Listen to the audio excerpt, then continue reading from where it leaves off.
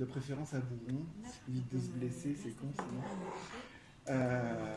Vous prenez le masque de Décathlon et il y a une pièce ici. Cette pièce blanche là, il faut l'enlever. Donc pour l'enlever, vous glissez le couteau, vous forcez un peu et vous le déclipsez comme ça. Voilà. D'accord ? Cette valve ici qui est là, elle permet normalement de faire sortir l'air du masque. Or, dans le cas qui nous intéresse, il faut l'inverser. Si on ne le fait pas, le masque ne sert à rien, juste à décorer.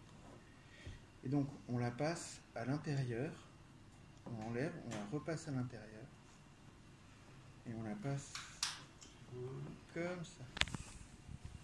Voilà. Attention, si vous tirez trop, c'est ce que j'ai fait là, la valve se froisse et elle n'est pas efficace non plus. D'accord, vous voyez ? Oui, elle est pliée. Elle est pliée la valve. Il faut qu'elle soit à plat. Il faut donc retirer un tout petit peu pour la mettre à plat. D'accord. Voilà. Quand elle est à plat, c'est presque fini. Ici, il y a deux valves sur les côtés. Là. Et là, c'est très simple. On l'enlève. Voilà. Là, le masque est prêt. Moi, je conseille de ne pas remettre ça. Parce qu'au moins, on sait qu'on a fini, qu'on a fait le masque et qu'il est prêt à l'emploi.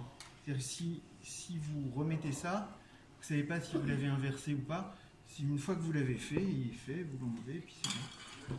Comme ça, votre masque il est prêt et vous savez que ça a été fait.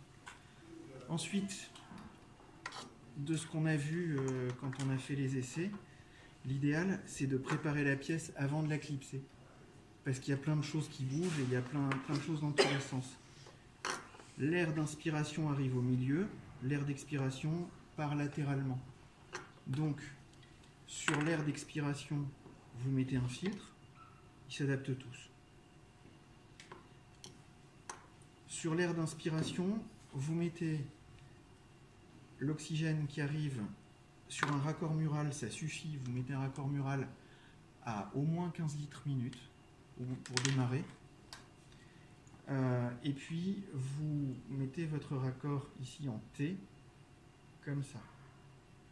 Il faut être délicat avec les pièces, elles sont un peu fragiles pour l'instant, elles vont être refaites et rendues plus dures, mais dans l'idéal, il faut les enfoncer doucement, sans essayer de forcer.